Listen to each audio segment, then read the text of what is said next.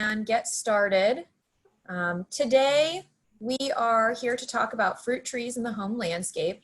But before we get started, I just want to go ahead and talk to you a little bit about who I am and what the extension is. I hope you are all familiar with the University of Florida and the Institute for Food and Agricultural Sciences. My name is Alyssa Vinson, and I'm the residential horticulture agent here in Manatee County. Our office is located in Palmetto. And I know that we may have some folks joining us from elsewhere in the state, but this information is kind of tailored to our Southwest Central Florida location, but I think you'll find information that will be useful even if you're not right here in our area. If you are unfamiliar with extension, we are part of the Florida Land Grant University system. There are two land grant universities in the state of Florida. One is the University of Florida, and the other is the Florida Agricultural Mechanical University, or FAMU. And our mission is very simple. It's to take the research that's done at the university level and make it accessible and practical for our communities to use. And so we really want to bring this information to you in a way that allows you to really sustain and enhance your quality of life. We have a robust Master Gardener volunteer program here in Manatee County with over 109 individual volunteers who have gone through an extensive training program that allows them to carry the illustrious title Master Gardener. And one of those folks is going to be speaking to you today about fruit trees in the home landscape. We have John Dawson with us today. He has been a Master Gardener for several years. I'll let him talk a little bit about his tenure with the volunteer program, but I'm going to go ahead and stop sharing my screen and let him put his presentation up, and then we'll go ahead and we'll get started. If you have questions during the presentation, please utilize the Q&A function. Because we have so many folks attending today, I have disabled the chat box so it doesn't get too cluttered. So go ahead and submit questions via the Q&A, and I will answer some throughout the presentation, and then we'll also kind of collect some and answer those at the end of John's presentation. All right, I thank you again, and I'll go ahead and stop sharing my screen and let John take over with his. Go ahead, John.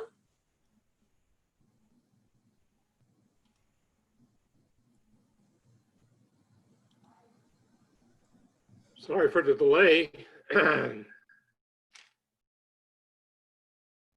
All right, good afternoon. My name is John Dawson. I'm a Master Gardener volunteer at the Extension office in Palmetto. I've been a Master Gardener there for the past 13 years. Before that, I lived up in Maryland, and I was a Master Gardener in Southern Maryland. For those folks who may be familiar with Maryland, it's St. Mary's County. I had fruit trees up north, and I've had fruit trees down here as well.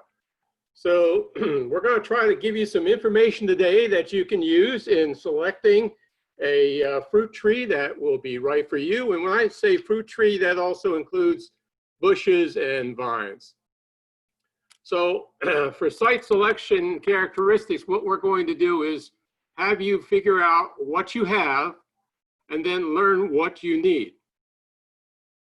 Plant selection, we're going to basically try to give you information that will provide you with enough information to select the plant that's right for you in your landscape.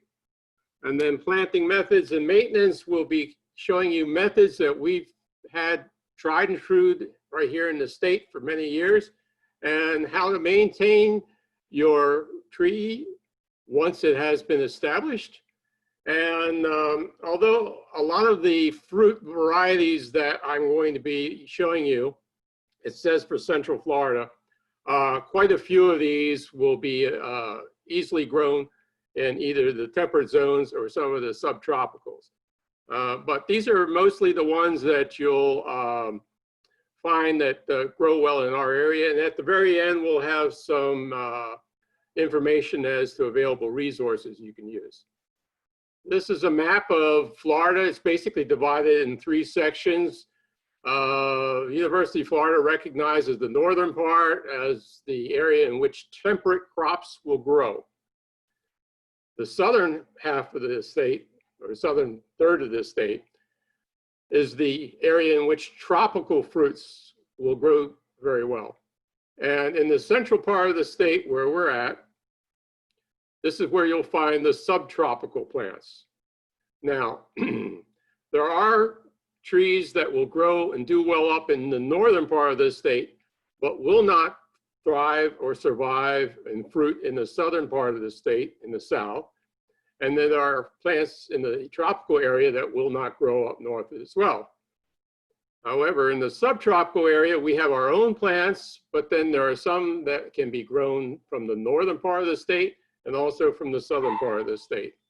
And then there are a few plants that will do well everywhere in the state. So we'll try to differentiate a lot of that and give you some information on which plants do well where. This is a beautiful site. Everybody would like to have this in their backyard.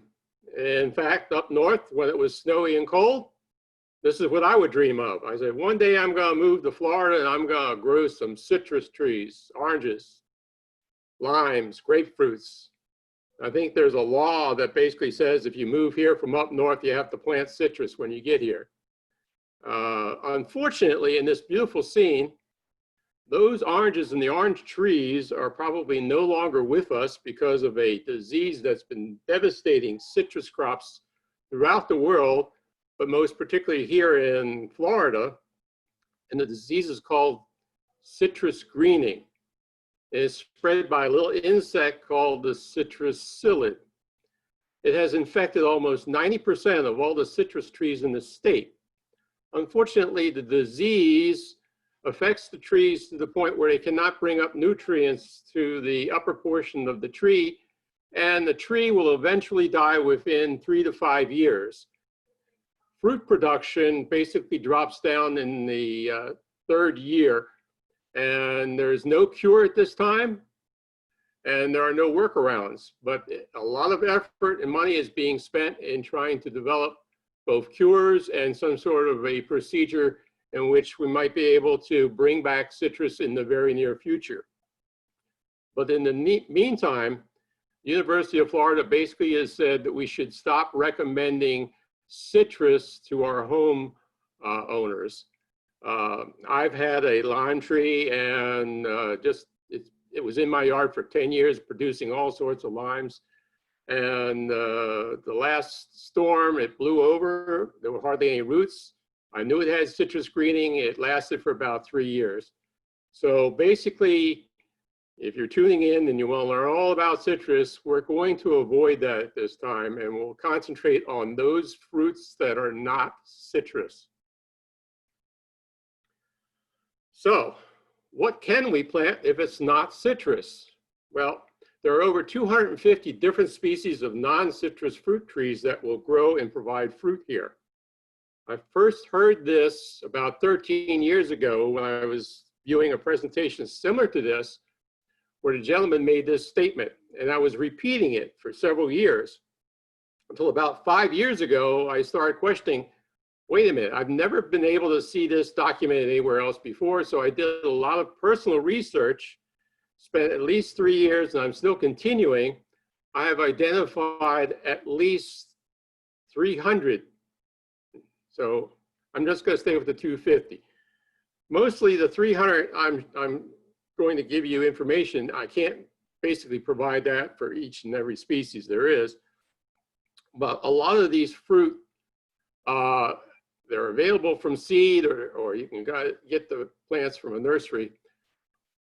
So before you do any of that, you have to recognize that planning ahead is the most important step in actually putting a plant in your actual landscape. So you want to make sure you're getting the right plant, you're putting it in the right place, and you're going to plant it the right way at the right time. If you don't do that, then more than likely you will have problems within a few years or even sooner than that. Here's some things you need to consider before you go out and buy a plant. Location. Basically, you need to know where your property sits on the map. You need to know where your house is located as far as north, south, east, and west. You have to find out whether or not you happen to be near a large body of water. This will affect some of the things that we'll be talking about as far as temperature is concerned. What's your lot size? How big do you have? Do you have slopes? Do you have low spots? Do you have high spots? Do you have only a balcony or a small patio that you can actually use? A lot of people live in what we call deed restricted communities. So you have to find out what your home association rules are. Most of the home association folks don't have a problem as long as the trees are not visible from the road. There are other HOAs that basically restrict fruit trees altogether because of what they consider pest problems, in which the fruit would attract various types of pests to come into the area. Shading. Do you have trees on your property right now? Are they providing shade? Where is that shade at? Most fruit trees will not do well in shaded areas. They need full sun. Also, if you're planning to grow a big tree like the one in the bottom right-hand corner, it also provides shade. So if you plant a new small tree next to it, that shade may actually hamper the actual growth of that young tree. The large tree in the bottom right hand is what they call the black sapote. Okay, most fruit trees in the state can be kept down between 10 and 12 feet.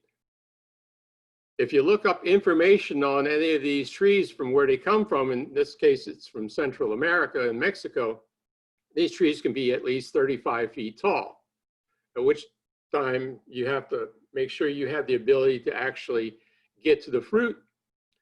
You have to look out and make sure that if you're going to allow it to grow large and provide shade as well as fruit, that it's not obstructing anything in the overhead as far as power lines are concerned.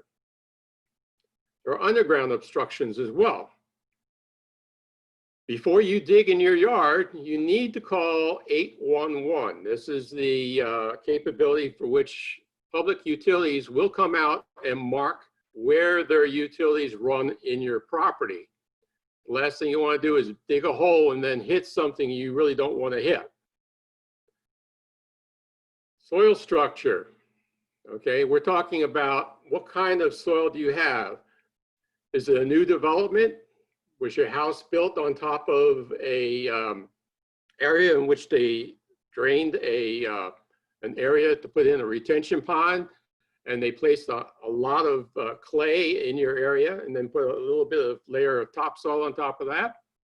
Or do you have what we mostly have throughout our area, sandy soil? Do you know what your pH is of the soil? Is it alkaline? Is it acidic? We can do these tests at any of the extension office for you. You need to know this information before you start doing your planning for what plant to buy. Water. Do you have water available? Do you have reclaim? Are you using municipal water? Do you happen to have the ability to actually keep it watered for the first 30 days after you plant it? Do you know what kind of water do you have? Do you know whether or not it has salts and chemicals in there? We can do water testing at the extension's office as well. Your abilities, okay? The trees you plant can be in your yard for 30 years or more. As you age, you have to keep in fact that you have to maintain the tree. Are you able to prune? Are you able to provide fertilizer? Are you able to go in there and monitor the tree for insect pests? These things you need to know. Are you going to do this, or are you going to hire someone to do that? Personal preferences, again, a lot of people are not familiar with all the various types of fruit trees that are available down here in Florida.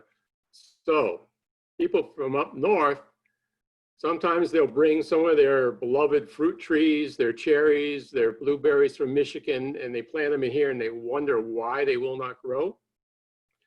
So we have different types of fruits that we can actually provide those types of things that you may have had up north.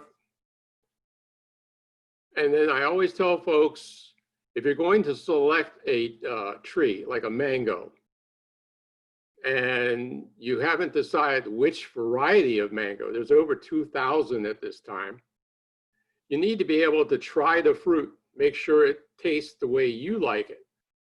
So the worst thing you can do is plant a tree, wait 3 to 5 or 8 to 12 years, and then find out that the fruit from the tree is not something you like. So I always say try before you buy if possible.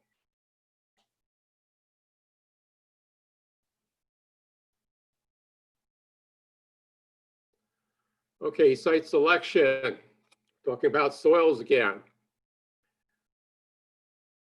Do you know what your soil type is?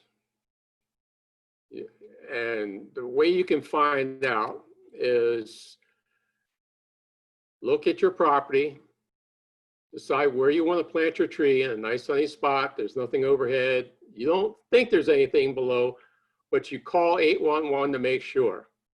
Now, the only problem with 811 is it will look at public utilities, anything that's private, such as your pool plumbing, your irrigation lines. That's something you need to know where those are all located.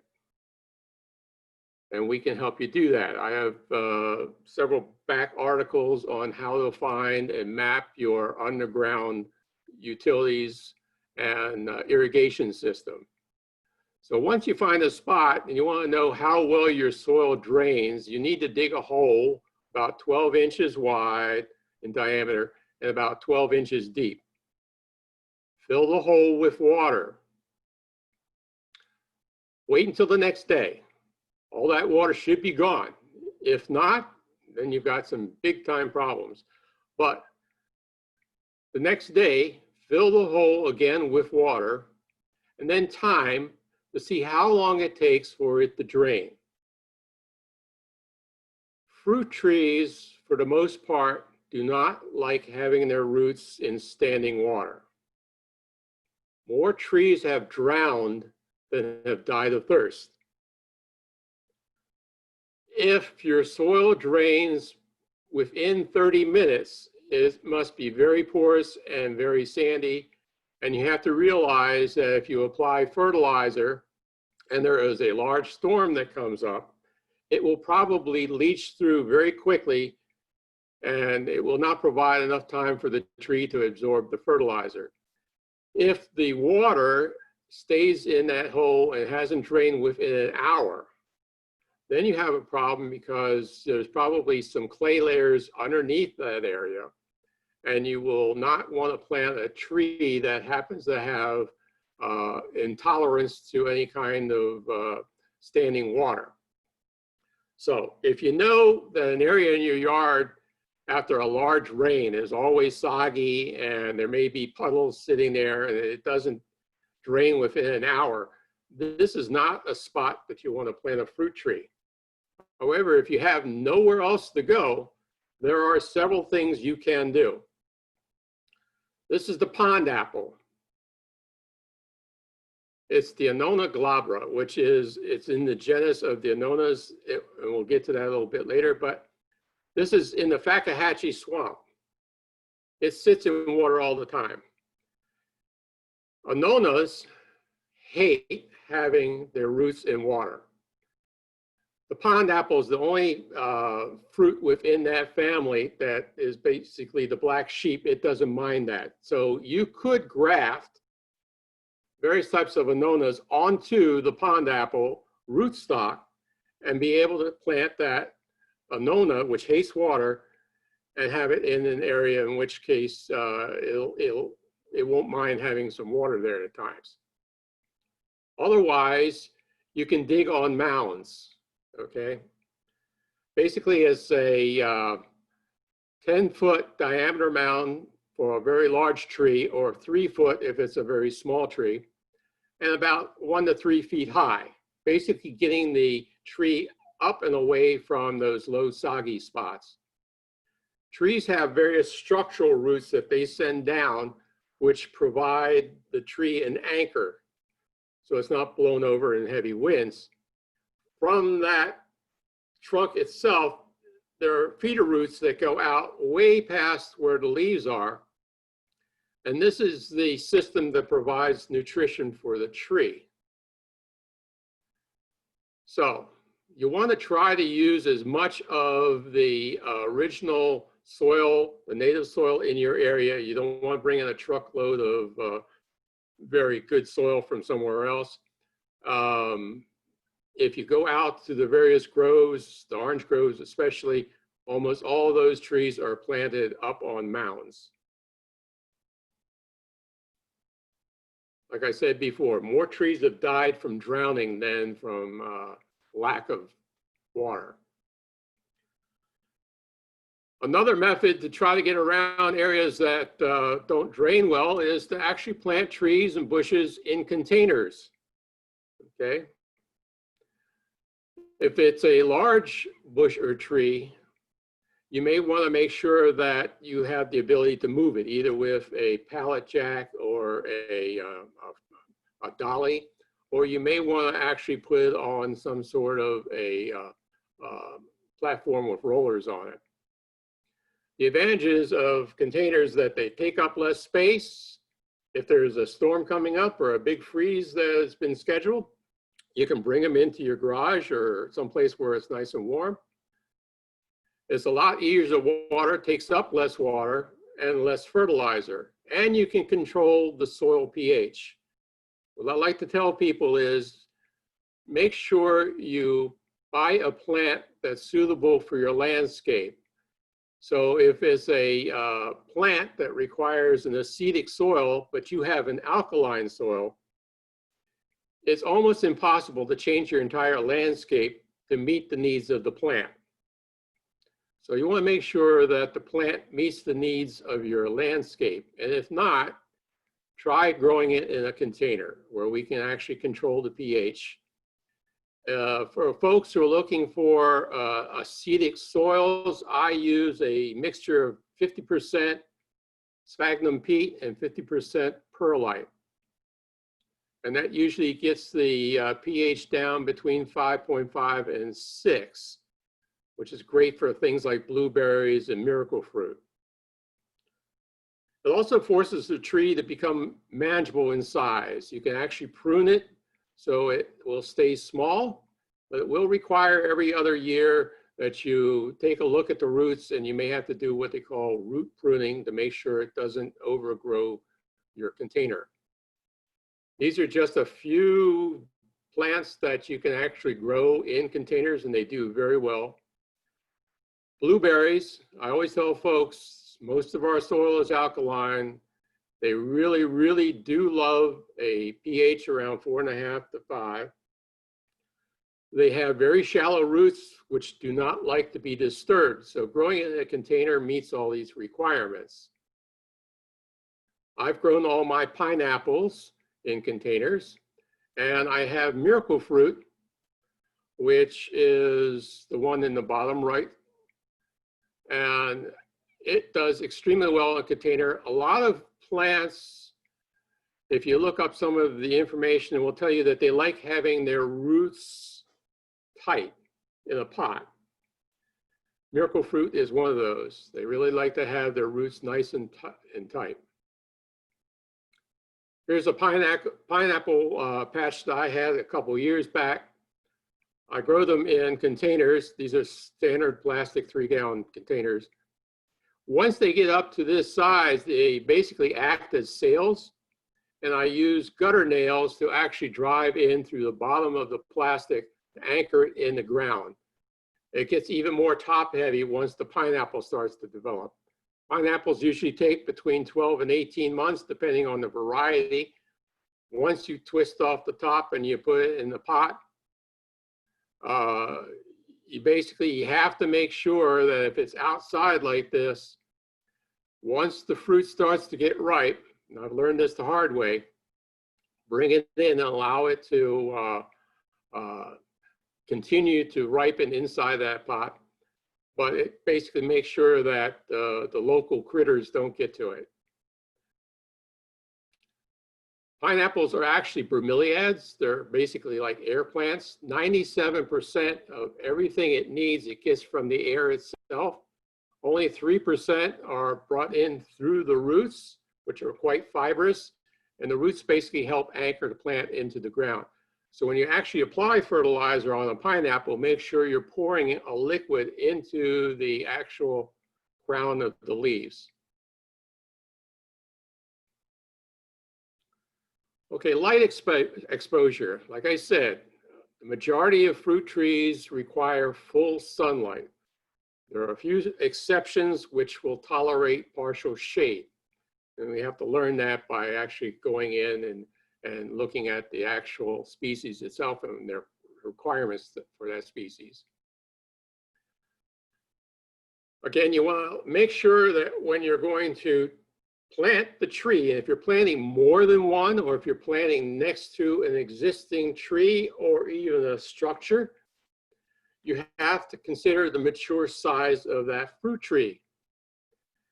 Now, a lot of times when you look up information for a plant and it's telling you it's in central Mexico and it will grow 35, 25 feet tall if you leave it alone, what happens is once you take the plant out of its natural environment and move it to another environment similar to where it's from, it usually never attains the full size.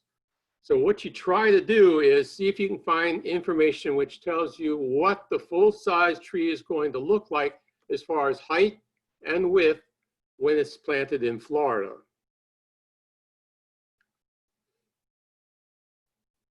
Now, the rule of thumb is that you want to keep any tree at least 25 feet away from all structures, houses, sheds, barns, things of that nature. Fences as well. A lot of people plant their trees close to a fence just to have part of the tree hanging over on their neighbor's property.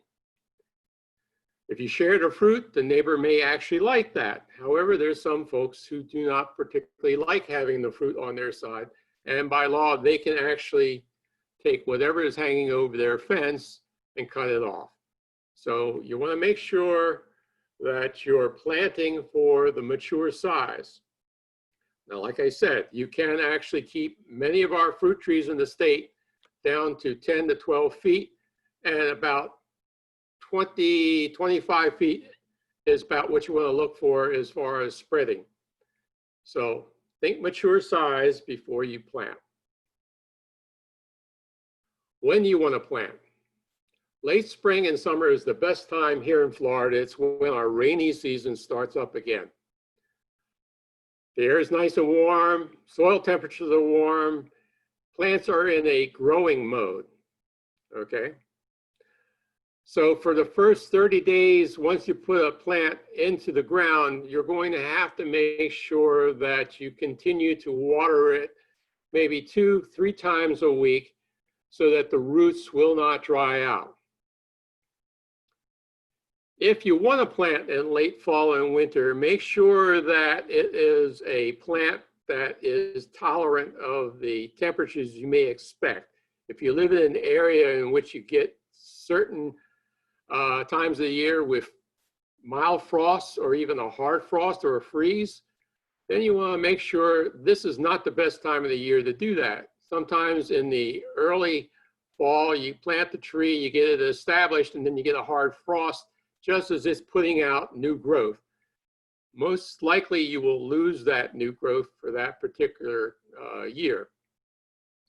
So keep in mind, best time is late summer, late spring or early summer. Okay. The warmest part of your property is the one that faces south. You'll see that on the eastern side, that's also a warmer area. The area you want to be aware of is the northeast corner and the northern part of the property. This is where you'll get your coolest winds that basically will desiccate your plants, and you may have problems. So if you have a plant or a tree that is not cold tolerant, but it's for your area, you may want to plant it either in the south part of your lawn or on the east side. Also, if you live near a large body of water, it actually keeps the area near your home warmer in the winter and cooler in the summer. Sometimes you may get 2 to 3 degrees difference just by being close to your retention pond, a large stream, or a river. If you happen to live near the coast itself, you will be able to get a maybe 3 or 4 degrees difference. Also, if your property has a slope to it, you will always find areas of the property at the top of the slope a lot warmer than areas down at the bottom of the slope. I went out and bought a max min thermometer. It's a little digital thing you can get at any of the box stores, and it digitally records what the temperatures are in a few seconds. So you can walk around your property, usually about 2 or 3 o'clock in the afternoon, and check the temperatures throughout. The max min also provides you with information of what the maximum temperature was in a 24-hour period or what the minimum temperature of. So you can determine whether or not the temperatures in your landscape happen to meet the predictions that are on your local radio or in your newspapers. I always find that where I'm located, I'm actually about 3 to 4 degrees warmer in the summer than what's predicted in our local newspaper. And in the winter, sometimes I maybe see 2 or 3 degrees difference between what they have in the newspaper. So this is something you have to look for. So various things like walls, they will heat up. So if you plant near a wall with a small vine or a shrub, it will stay a little bit warmer and protect the plant in the wintertime. Now we have this thing called heat zones. Everyone that lives in Florida recognizes that people come here because it's nice and warm most of the year. Where we are in central Florida, in our location, we have a heat zone that's known as 10 through 11, where we have anywhere from 150 to 200 days a year where the average temperature is above 86 degrees. As you get closer to the coast, it stays warmer in the winter, but it also is a little cooler in the summertime. And the further you go inland during the summer, the actual temperatures start to go up again. So you need to know this because there are a lot of times where plants, especially if you're not growing it in the optimum area, once it gets hot, they basically, like people, shut down. They basically say, I'm going to try to keep cool. I'm going to close off and not provide a lot of energy in providing fruit. Conversely, you need to know where you are as far as the USDA plant zones. So the state's plant zones are basically from 8A to what they call 11. And you can see the temperature ranges there. And you can see that it's not a straight line between north, central, and south. So where you see some areas near the coast, you'll actually see a little bit warmer weather. This slide is maybe 10 years old. And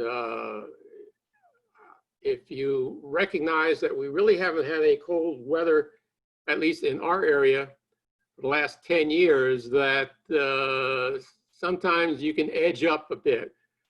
Where we are in Manatee County, it's normally zones 9A through 10A.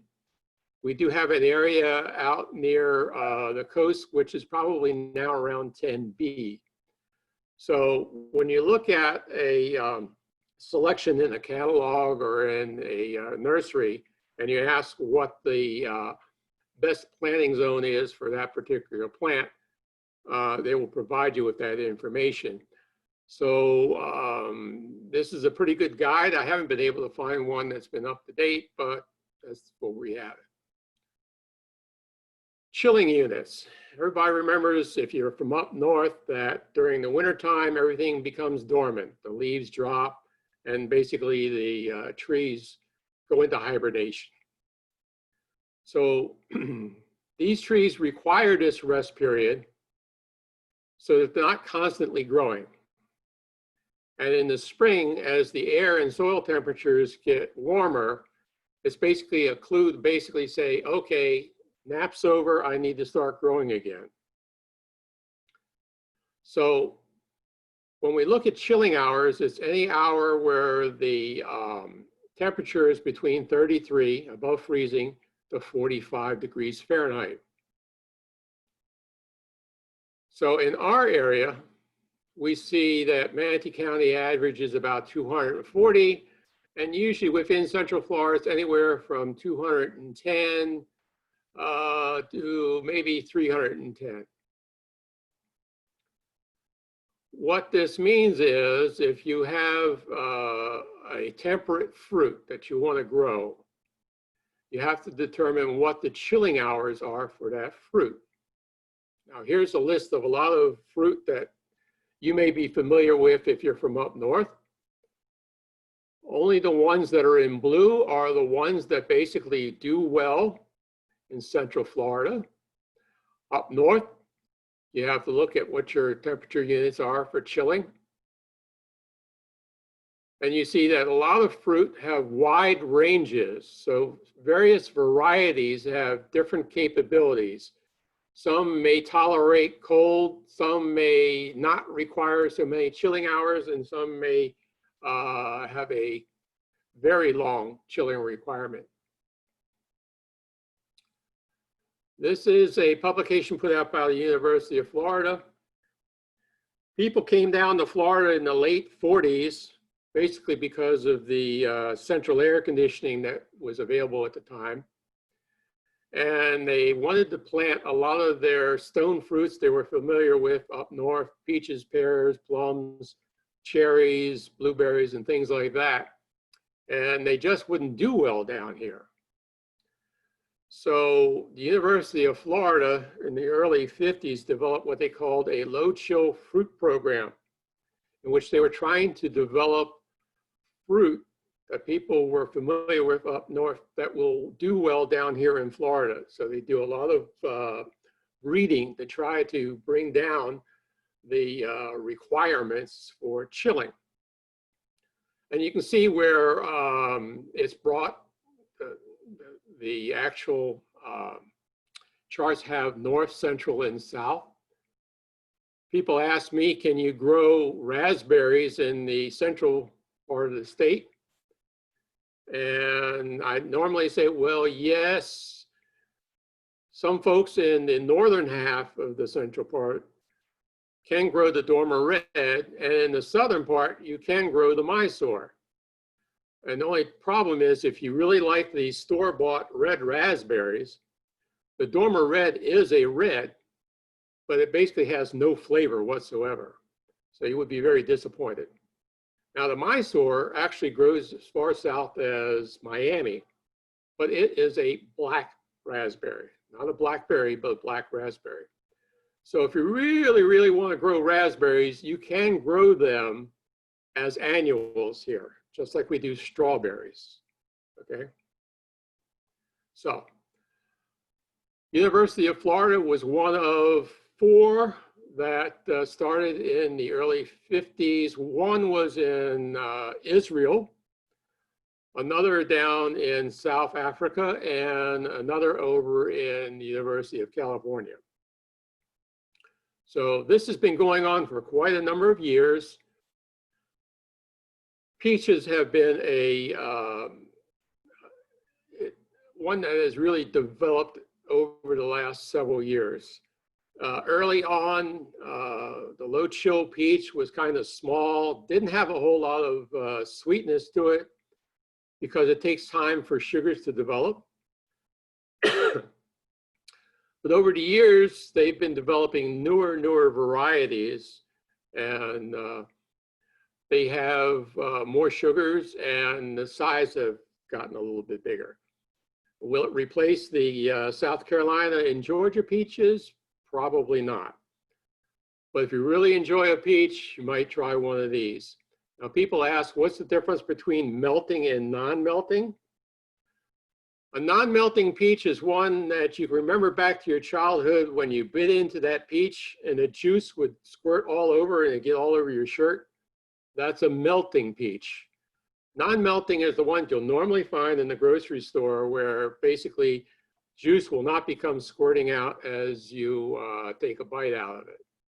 Also, people want to know what a cling peach is. This is one where you cut it open and part of the pulp will actually cling to the stone that's in the center.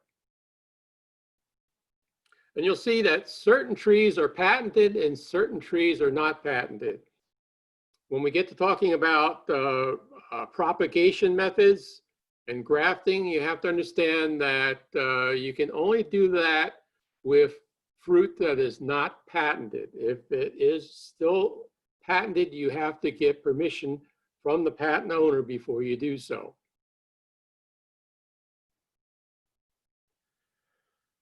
Okay, watering. Rainfall is probably your best method of irrigating your trees.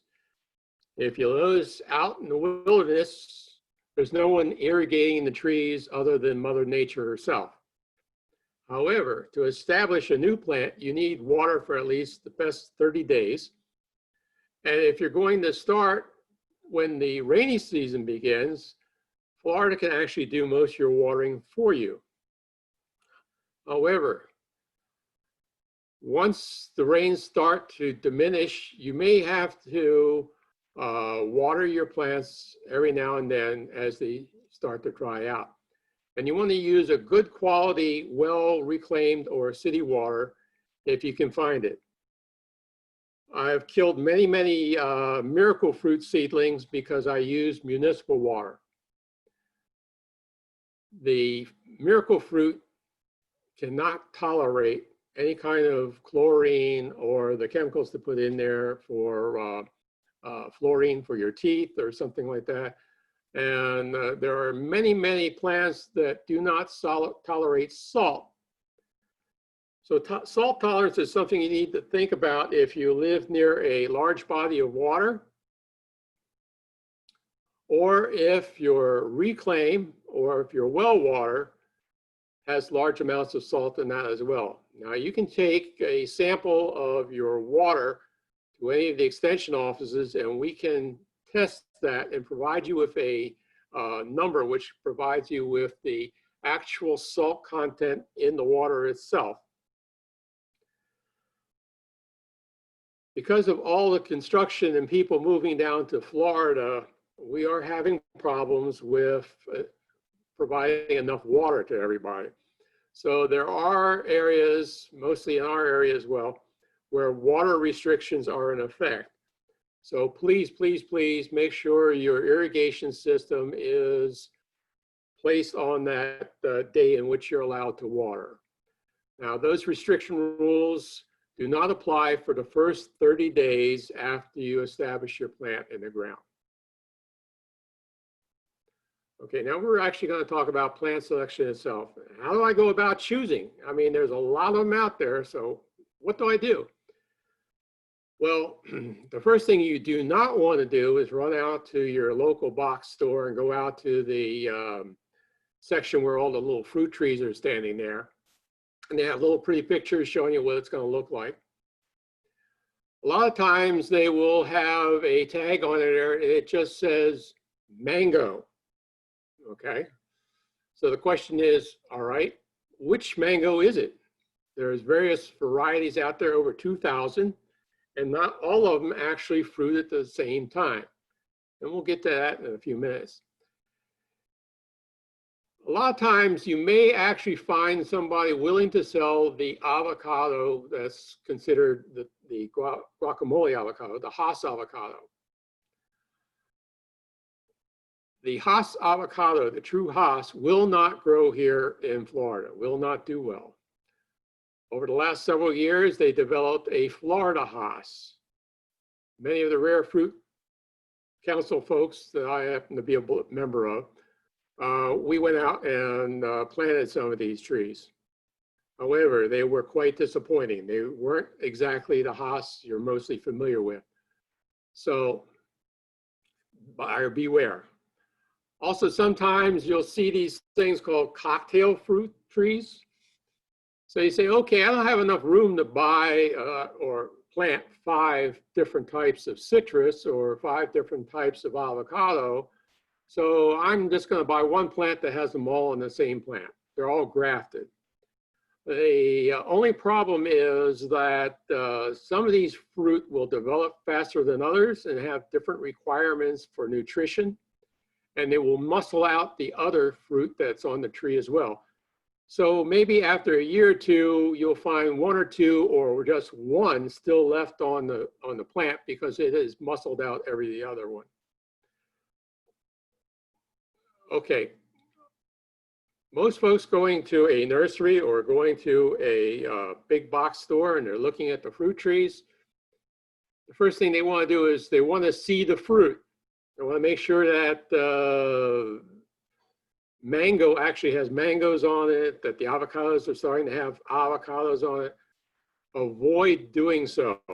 And the reason is that the growers and providers force feed the plants to actually start fruiting while they're in the pot. Most people take that plant home, they put it in the ground.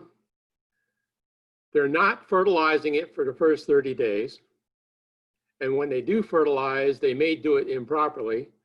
And they call in and say, what happened to my plant? It had fruit, now it doesn't have fruit. And now I don't have any fruit. It's been over a year. And that's because you're not providing the same amount of nutrition and force feeding that plant as they were in the grower. And basically it gets stressed because it's not provided the same amount of nutrition as it was when it was in the pot. So avoid doing so. Okay, this may be a little boring for folks, but it's very important. All about taxonomy. A lot of people use the common name for all sorts of fruit. The problem is that common names may be different in different areas of the country, the state, or in the world. There are actually 4 trees called strawberry trees. They grow on 4 different continents. They're not related to each other. The fruit do not look like strawberries or taste like strawberries. And the only reason they're called strawberry trees is because the flowers actually looked exactly like a strawberry flower. So if you wanted to buy one and you wanted to put it in here in the US, in the state of Florida, there's one growing in Palmasola. You have to make sure you're getting the exact binomial name, the genus and species and variety. So in their plant kingdom, there are over 400 families of edible fruit, of which the Annonaceae family is one. And within that Annonaceae family, there are over 120 genera, which is the plural for genus, of which Annona happens to be one. And within the Annona genus, there's over 320 species, of which Squamosa happens to be one. You also remember that the Annona glabra, the pond apple, that's also another species. But within the Annona squamosa, within the squamosa species, there's over 5 varietals. 2 that do well here are the lesser Thai, which is one, the green one on your left, and the Kampong Mauve, which is the reddish one. Okay. Now, that's a lot of fruit. So when you actually want a lesser tie, the green one that you see there, you have to ask and make sure you're getting a tag that says Onona squamosa lesser tie. Here's the black sapote fruit. Remember the big tree in the lower right-hand corner? I said that's a black sapote. This is the fruit. It's dark brown inside. And most people would not want to eat something that has soft, dark brown fruit. But it's also known as the chocolate pudding fruit. Put it in the fridge for about 10 minutes, take a scoop out with a spoon, and you'd swear you were eating chocolate pudding. Now, what does that have to do with this? Remember, we're talking about genus and binomial names. The black sapote. It's in this family, the Aviaceae. There is a white sapote. There's a yellow sapote, also called a canistel. There's a green sapote. None of those are related to each other. The word sapote is a Mayan word for sweet, soft fruit, okay? So if you were to plant a sapote, you would generalize and say, well, you can plant all of them the exact same way, and they're all going to do exactly what you would expect. And that would be wrong. And the reason is that the black sapote is mostly dioecious. That means there's both a male and a female tree. And then there's one that basically has a hermaphroditic tendency, both male and female flowers on the same plant.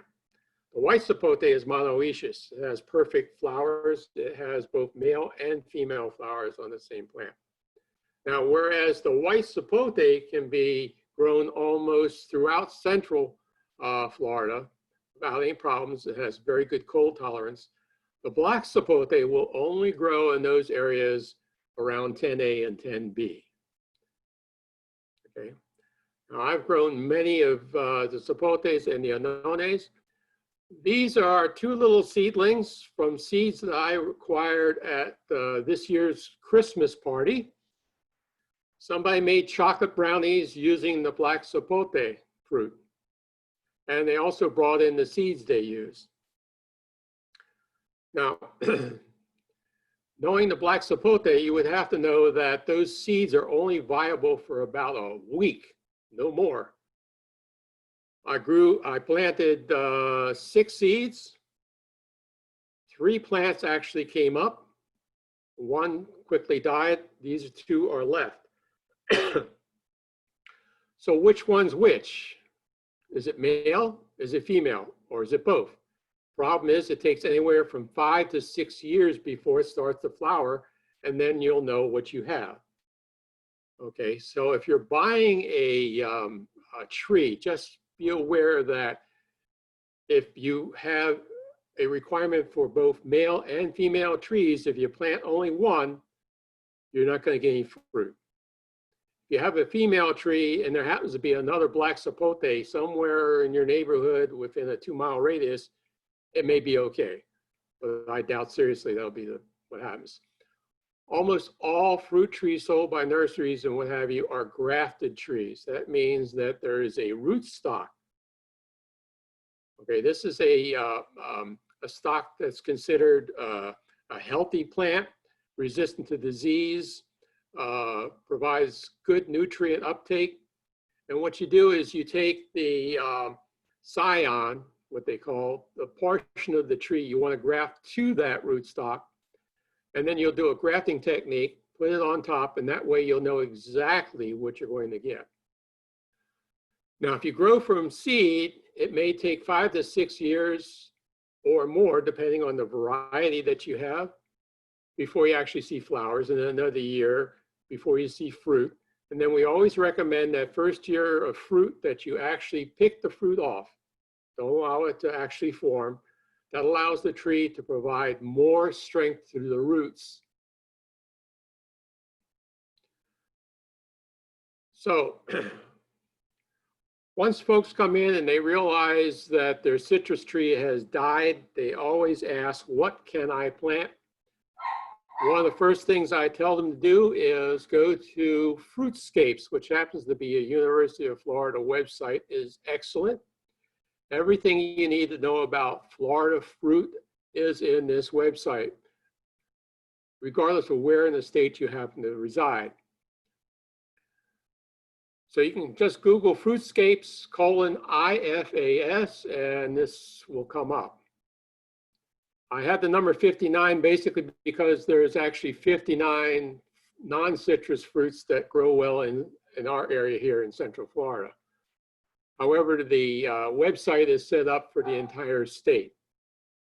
So you have videos and you also have publications. So general information as far as how to plant a fruit tree. Okay, say you're interested in growing carambola, the star fruit. Maybe you have one at a party, somebody had it out on a relish tray, and you really liked it. So you'd like to know a little bit more about carambola. Okay, so you can watch your video, or you can get the publication that tells you everything you need to know about growing carambola in the Florida home landscape. This is Dr. Crane. He happens to be the professor of tropical fruits down in Homestead.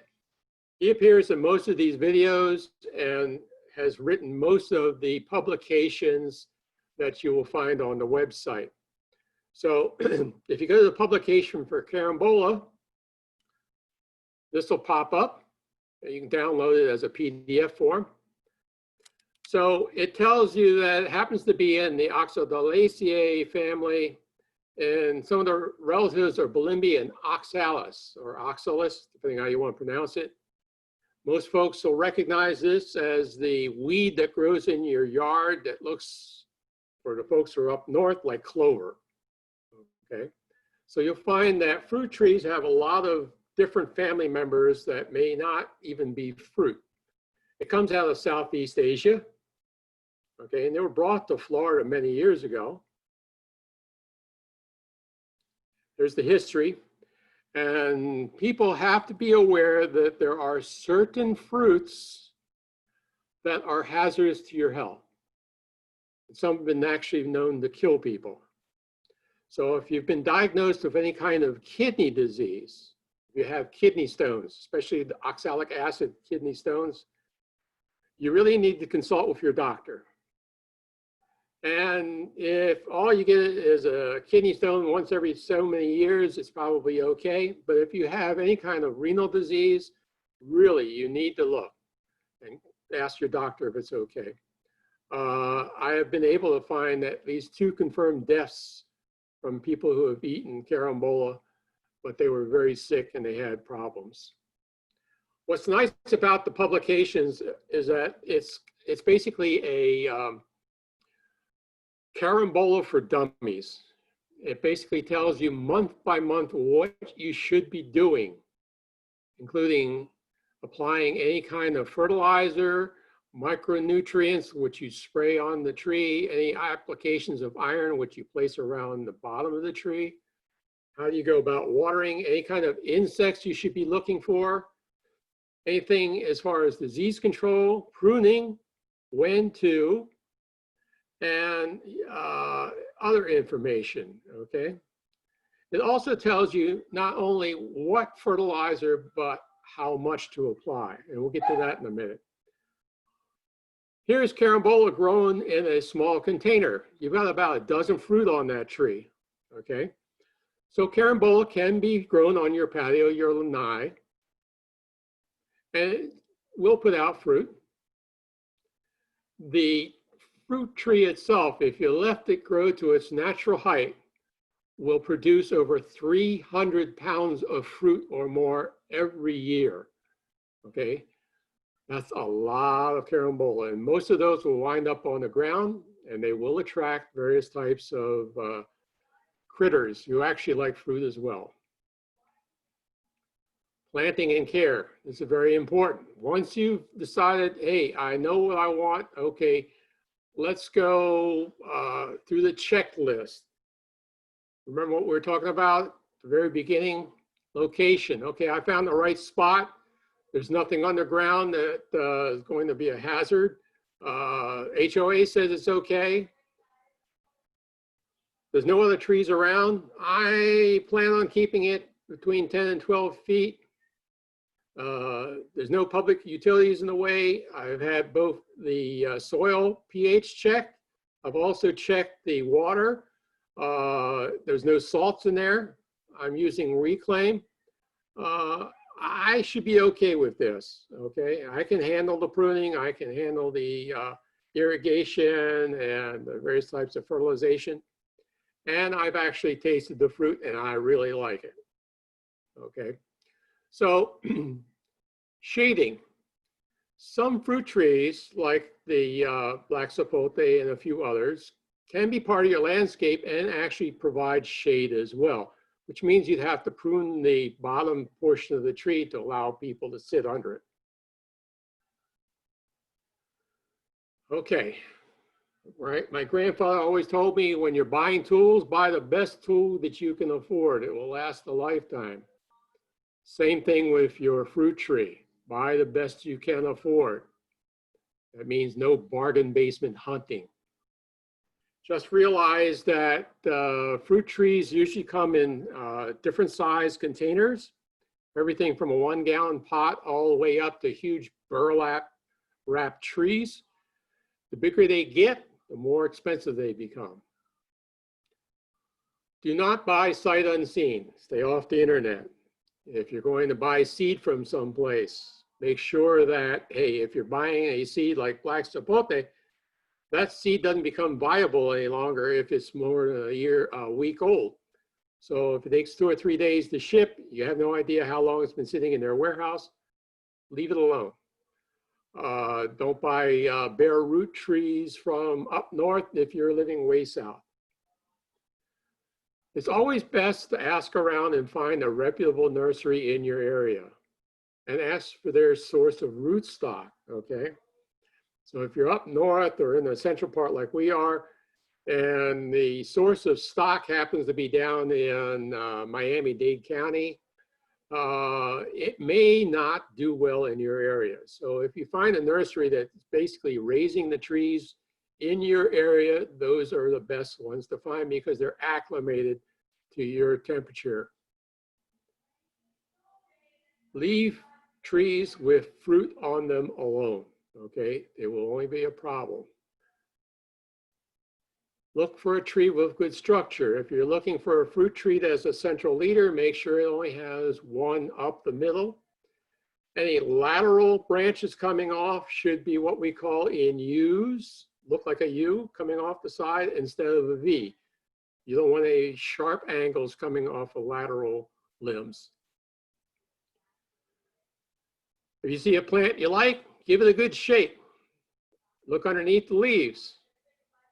So if you shake it and you see insects falling off or flying away, try another nursery, okay?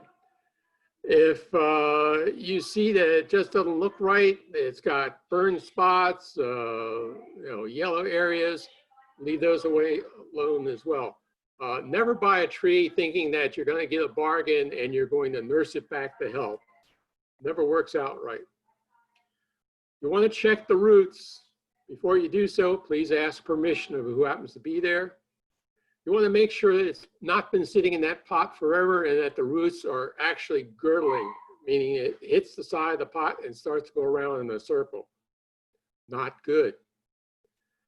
You want to make sure that the tag provides the actual botanical name and variety, okay? I have actually bought a tree. It happened to be a crepe myrtle, not a fruit tree. And I wanted a lilac version of it. And I planted it, and when it actually put out flowers, it was all white. It was the Natchez variety. Fortunately, the nursery at which I bought the tree, I took it back, and they gave me a new one. Not everybody will do that, so ask what the return and warranty policy is. Sometimes fruit tags will go missing. Also, if you get a wire ring around the fruit tree and it has the name and tag and everything on that, when you plant it, make sure you take it off. You don't want that wire ring to get embedded into the trunk. Okay, so you don't want to buy a tree. Maybe your neighbor has one that you really like, or you know somebody in the family that has one. You can plant from seed. That's basic of all fruit trees. Fruit provides seeds, okay? Just have to realize that some fruit trees, the seed has to be planted right away. You have to make sure the fruit is at least 90% ripe before you gather the seed. And you have to realize that sometimes a seed will take a long time before you actually get fruit from a tree. I planted a mango seed one time down in Miami. Took 17 years before that first mango came off the tree. So, you know, if you're not willing to wait that long, you might want to buy a grafted tree in which you might find fruit within the first 3 to 5 years. Now you can actually take cutting from some trees. That's basically looking at the first 6 or 8 inches of a growing area on the tree, a new growth, stripping off the bottom area, using some growth hormone, and then planting it and making sure it stays moist. We have various classes that we provide throughout the year, and you'll find them throughout the various extension office in propagating plants. So look for those when they become available. Sometimes in a fruit tree, you can actually use air layering, in which you basically find a limb that is growing vertically. Go up to the first foot or two that has good growth. Strip away about an inch and a half of the outer bark, getting down to the cambium area. Use the rooting hormone. Get some sphagnum moss. Make sure it's nice and wet. Rinse it out so it's nice and moist. Wrap it with plastic, real tight so the ants can't get into it. And then cover it with aluminum foil to keep the sun from cooking it. Within a month or maybe a little bit longer, you can take the foil off and you should see some roots coming out. You can then cut the bottom area off the limb and then put the upper area in a pot with the roots. So if a grafted tree puts out fruit in 3 to 5, you may be able to see fruit from an air layered tree that will be maybe from 5 to 8 years before you actually see, depending on variety. There are various types of grafting methods. We will be teaching some grafting courses in the future here as well, once everything gets off of the virus problems. So most fruit trees are sold as grafted trees only because you control the top portion of the graft, which is the tree you're looking for. Some people will take existing fruit trees and cut off the limb and then graft onto an existing limb for a newer variety. And I'll show you that in a few minutes as well. This is where you need to pay very good attention because a fruit tree may be in your property for 30 years or more. But if you don't plant it correctly, it may die in another year or two. Okay. So what you want to do is dig a hole about the same size as the pot container it came in, or if it's in a burlap, up to where the edge of the burlap and the bottom of the burlap have to meet. Do not place anything other than the soil you remove from the hole back into the hole, okay?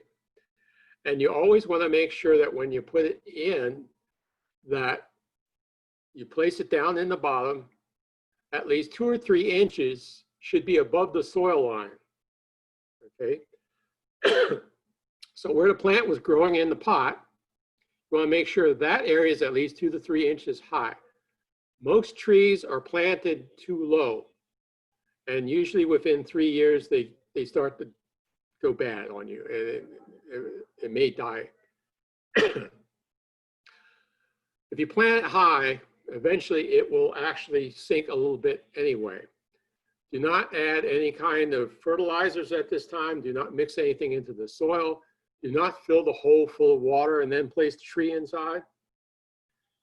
Place it in the hole and put the soil that was removed from the hole back in, and make sure your plant is nice and tight inside that hole itself.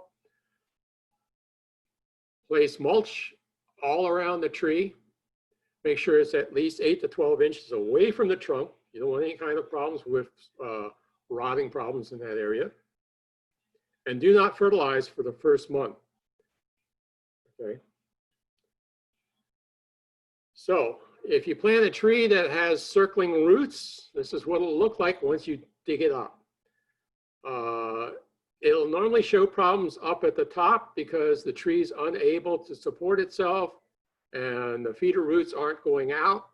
It's not getting any nutrition. So a lot of times I'll tell people that if you're having problems in the top part of the tree, it's usually because there's a problem underneath the soil. Okay. So you don't want to start with trouble. So if you actually open up your burlap bag or the pot and you see the roots starting to circle around, go get another tree. Now, if it's just a slight circling, you can actually cut the root and make sure it straightens itself out. But if it's one of the structural roots, you want to make sure it's actually going to go down and provide a good anchor for your tree.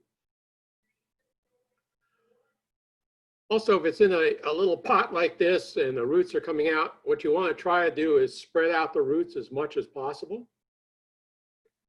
If you are planting a tree that's a grafted tree, make sure that that junction where the graft happens to be is at least 2 inches above that soil line.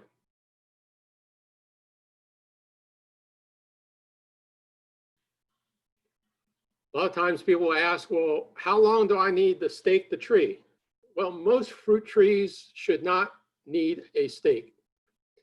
If you buy one out of a nursery and it happens to be tied to a stick or a stake, you might want to avoid buying that tree. It basically has been growing up supported by that stake. A tree has various lignins and structures inside that as it's growing up and blowing in the wind, it actually will harden those areas and make that trunk stronger. If it's not allowed to move, those lignins will not move out to those areas and harden that trunk. So you will have a weaker tree. So if you are going to stake it, make sure it has some move to actually swerve back and forth a little bit. Do not leave that on for more than 2 years. Less than 1 is preferred. Okay, and if you can avoid, don't stake at all. Pruning. This is like every other tree you may have in your yard. Obviously, all dead and broken branches should be taken off. Suckers, if it's below the fruit tree graft joint, okay, make sure you always remove those. What is happening is that the rootstock is trying to grow its own tree. So if you were talking about a citrus tree, and it's on a sour orange rootstock, okay? If you're not careful, it will send up a sucker. There's one down here at the bottom, A, and it will try to grow a sour orange tree, and it will take a lot of energy away from whatever tree you had. I know this from experience. I had a little lime tree, and one day I went out and looked, and there's this huge lime on the tree, several of them. Well, that doesn't even look like a lime. It wasn't. It was a sour orange. I looked down and noticed that one of those suckers had actually grown it very quickly, and I actually wound up cutting it off. So any interior branches that are rubbing within each other or growing straight up, sometimes they'll call them water sprouts. If you have a citrus tree, they're easy to identify. The actual sucker goes straight up. Citrus has thorns. The suckers will not. And no fruit will grow actually on those suckers. So those are all to be removed. Any limbs that are growing down toward the ground, make sure they're removed as well. And if you're looking for shade, you want to make sure those bottom limbs are pruned off. These are both mango trees. Like I said, in their native environment, this is in Colombia. It can be anywhere from 35 to 40 feet tall. This is a very old tree. This is Nursery Ledesma. She's down in Miami, fruit tree curator. The mango tree that she's kneeling in front of is only about 3.5, 4 feet tall. So you can see that it actually has mangoes on it as well. Mangoes. This is a plantation grown the old way. These trees are anywhere from 25 to 30 feet tall. There's only 6 feet separating the trees themselves. And you have to be able to spray all the trees whenever they have a disease problem, such as anthracnose or powdery mildew.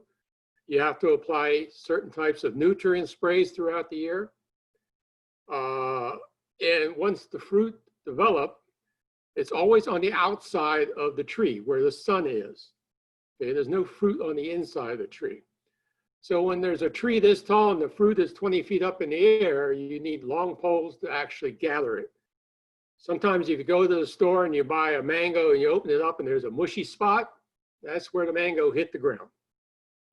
So the new way of growing mangoes in plantations is to make sure the trees are at least 10 feet separated, that they're only allowed to grow between 10 to 12 feet tall, and that the interior of the tree is spread out. There's only about 3 or 4 lateral branches from the bottom. The bottom area has been about 4 feet. It'll look like this. The top picture is looking down from above. Mangoes will actually grow in those areas in the center where they would normally not have grown. There's more air circulation throughout the tree, keeping any kind of fungus diseases in check. And it's much easier to actually spray the tree for any kind of fertilizers. It takes up less water, requires less fertilizers, and it actually puts out as much, if not more, fruit than the old version.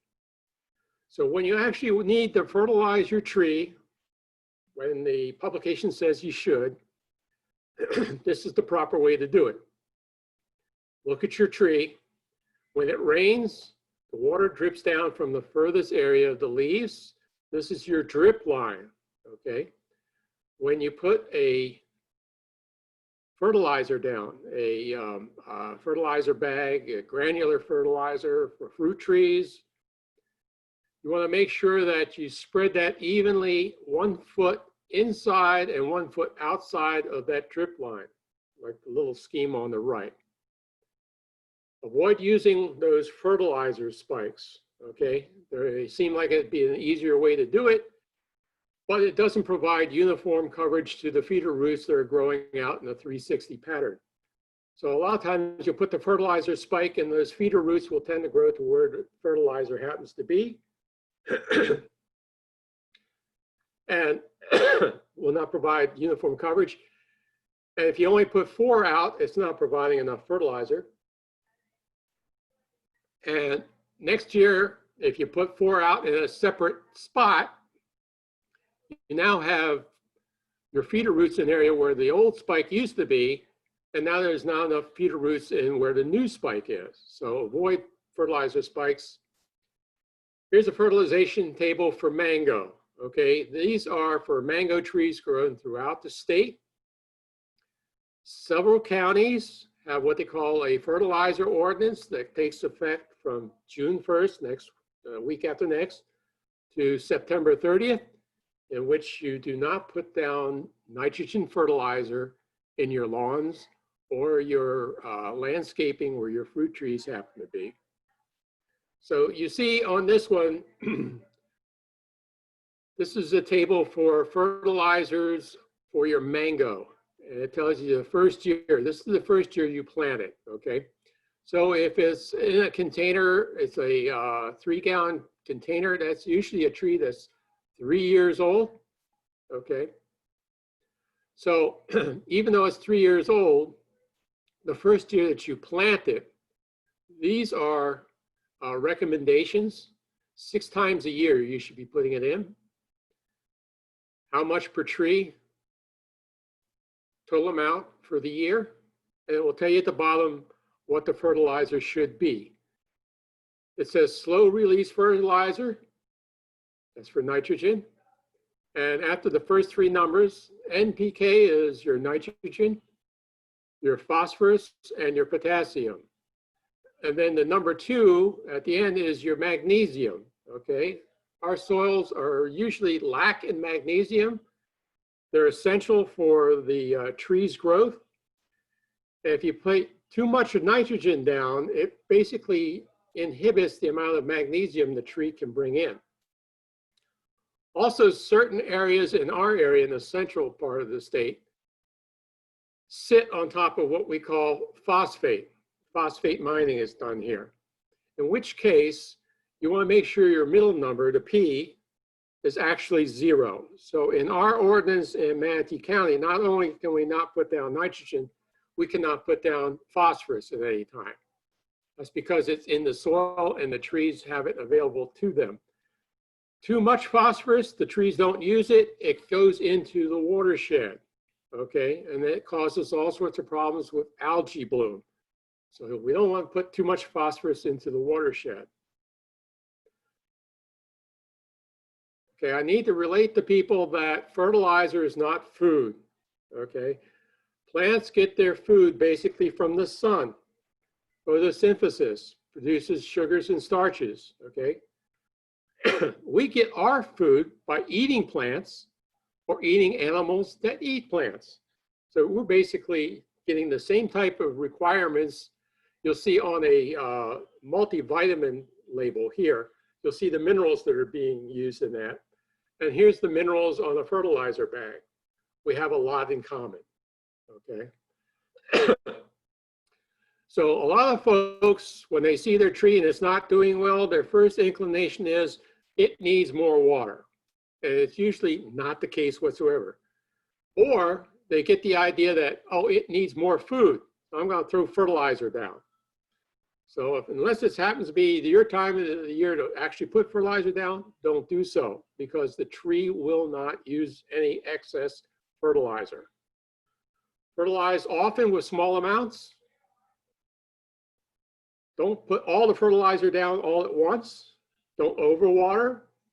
And make sure you're not going to put fertilizer down if rain is forecast within the next 24 hours, okay? Water the ground, not the leaves. Try to water as much as you can during early in the morning, not late in the evening. And again, pick off first year fruit. You want to develop good roots first. I mean, if you waited 3 years or 5 years, all of a sudden the fruit's coming out, the last thing you want to do is wait another year. But really, you want to do that if you want that tree to last a long time and produce even more fruit the next year. Critters and pests. If you grow fruit, you can't keep the critters away. So you either grow more than you need and allow those critters to take what they want, or you can try to prevent the critters from getting to your fruit. The little picture on the bottom left is a cage containing blueberry plants. I grew this up in north as well. My neighbor had lots of blueberries. I helped them build a cage using fine screen in which bees and insects can go through the screen, but birds and critters could not. An easy trick, if you want to keep the raccoons from actually getting to your mangoes, take the ones that you really want, take some old window screening. So when you're repairing screening on your lanai or your windows, save some, and then take the screen, put it around the fruit, and staple it together. That'll keep the raccoons away, and they'll all go off and try to find some other fruit elsewhere. Here's the usual suspects. Little comedy here. My daughter calls raccoons trash pandas. I had a problem this early spring. I had a Barbados cherry tree putting out all sorts of cherries. So it's almost impossible for me to get a cherry off of that without finding a little hole in it where the birds have been pecking on it. So early on, I went out to go get a cherry off the tree, and I noticed that there were actually 4 branches that had been broken off. And that's where one of these heavy raccoons decided to go up into the tree and try to get the cherries off there as well. So just realize these guys are out there. When folks call in and say, what's wrong with my tree? I usually go through this list here. And these are certain things you can do yourself. Check your leaves every now and then. It's called integrated pest management. You want to check it if you can every week or every other week, depending on how busy you happen to be. See if there's any insects on there. Always look at the bottom of the leaf as well. That's where they like to hide. If you see all sorts of black, sooty mold type things on your leaves, look up a little bit further. There's usually insects sucking the sugars out of your leaves, okay? Then you can try to identify the insects, or we can do that for you at the extension office and tell you how you can control them, okay? Mechanical damage. Most fruit trees are killed by weed eaters or accidental bumps by your rotting lawnmower, okay? Picture's down at the bottom right.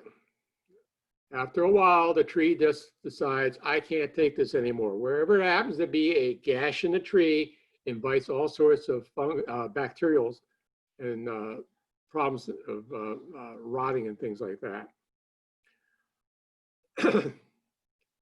The tree in the upper right looks as though it's an animal damage, either rabbits or any kind of gnawing rodent or even deer, okay?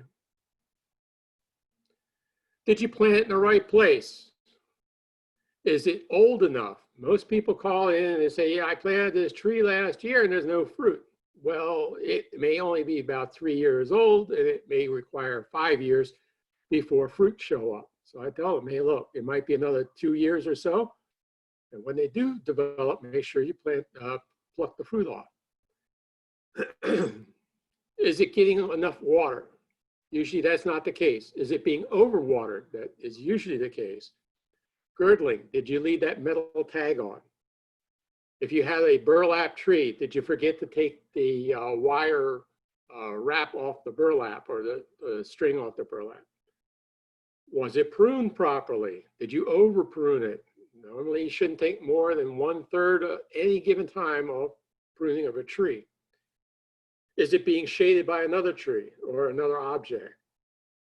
And is it getting enough sex? That is, do you have a male?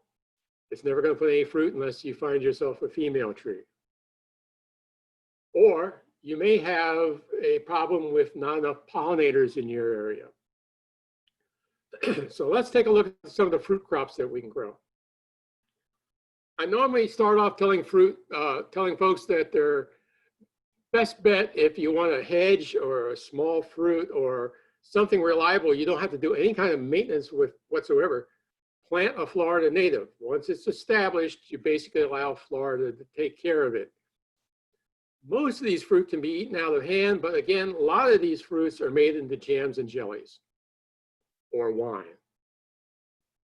Okay, here's the pond apple again, elderberry wine, tastes mighty fine. There's over 75 in our area alone. A native fruit is basically any fruit that was here when the first European settlers came in and discovered Florida. And this is what they found. Muscadine grape is a native, grows here very well. Every now and then you'll find it in the store as an eating grape, okay? We used to have at least 2 wineries in our area that used the muscadine grape hybridized with one of the old European grapes, and they would grow wine. Is Florida a great wine industry right now? Of course not, but it's not that bad. Here's the mango. Most people like growing mangoes, okay? They will not acclimate here. So they can withstand cold temperatures anywhere from 25 to 28 degrees. Trees that have been in the ground for 3 years, up to 5 years, that's their cold tolerance. A brand new young tree may or may not tolerate a freeze whatsoever. I planted a mango one time back in 2009. We had a week of extremely cold temperatures and it killed the tree. They do not like having their feet wet, and they don't like having salt anywhere in their water. Now, if you happen to have fruit trees growing in an area where you're near the water, there's a large storm, a hurricane, tropical storm, blows a lot of water inland, some of that water can be salty. It seems intuitive, but the best thing you can do is after everything's settled down, go out and hose off your tree. Try to get as much salt off of it as possible. There are two types of seed types, monoembryonic and polyembryonic. Mono meaning only one and poly meaning more than one. And there's a lot of old cultivars here as well. And wherever you see fruitscapes, there's a video showing these things. Tommy Atkins and Kent are the ones you might find in the store. Every year there's fruit festivals throughout the state, and a lot of them feature the mango. Back in 2017, down in Pine Island in Lee County, there was a mango festival. They had over 118 mangoes to be tested, taste tested. People were supposed to rate them from 1 to 10, where 1 was the worst, 10 being the best. Here you see 2 mangoes. The one on the left is a Pickering. It's a polyembryonic mango. What that means is that if a seed falls off the tree and volunteers itself, or you take the seed and you plant it in the ground, it will grow into a Pickering mango tree that provides the same mangoes as the one you tasted. On the right is the Tommy Atkins. It's a monoembryonic mango, meaning that you need both male and female trees to set fruit, and that the fruit you are eating, if you plant that seed and wait for it to grow, like I did for 17 years, you'll find out that it doesn't resemble anything like the one you tasted, okay? So I made that mistake. Don't want you guys to make the same. So we're looking at the taste test. What you'll see is that the Pickering came in at number 7, meaning there were at least 43 different mangoes that tasted better than the Pickering. The Tommy Atkins is the one you'll find in the store. It came in at number 2. Not very good. That means there was over 91 different mangoes that tasted better than the one you normally find in the store. The reason is that the Tommy Atkins ships well and has a long shelf life. So you'll see fruit in the grocery stores. They'll be sitting there. And what you'll find is that there is much better fruit to be had if you buy it fresh or you grow your own. So lesson to be learned. Those big strawberries that have no taste, the mangoes that are basically not as sweet as you think they are, it's basically because they last long on the grocery shelf. I have a copy of the results of the test. It shows at this part, a variety called Sweet Tart was one of the best. Another one was Cotton Candy. And then at the bottom, these are varieties that they no longer say you should grow because of the susceptibility to various types of diseases like anthracnose or city mole. And you'll see even the latest variety, Lemon Zest, is one that you shouldn't. And then we have the old variety, Kent, is one you should no longer consider as well. Also, you'll notice on the chart, there's different times of the year, different mangoes ripen at different times of the year. So what I tell folks who are seasonal, that they need to get a mango that ripens at the time they happen to be here, okay? So if you're only here during the time in the wintertime, the last thing you want to do is find a mango that only puts out fruit in July. So there are fruits, mangoes that will actually come ripe even in December. So I have these available at the Extension office in Palmetto, along with a large list of my research. It's on a Excel spreadsheet. I can't send it via email, but if you drop by, you're more welcome to have it. Mangoes are in the Anacardiaceae family. Now, families are put together by things that bring them into something that they can all relate to. In this case, it's a compound found in these trees that's called urushiol. Mangoes are related to poison ivy, poison oak, poison sumac, the Brazilian pepper, hog plums, cashews, and pistachios, okay? Most of the urushiol in a mango is in the sap. There is a slight amount in the actual skin. So people who've never eaten a mango before and they bite into the skin, several seconds later, they may have puffy lips because of the urushiol that's in there. So just be aware, some people get contact dermatitis from picking mangoes. I have a nephew that broke out in a terrible rash. So there are certain family members that will cause problems. Avocado is basically the second fruit that we get a lot of questions about. A lot of these slides I have are from presentations that are about 10 years old that Dr. Crane put together. So a lot of the varieties are some of the older varieties you may see. There are basically two types of mangoes, type A and type B. It was believed years ago that you need at least one of each for a lot of good fruit development. However, some of the newer varieties have both male, female, or type A, type B, and some have both type A and type B flowers on at the same time.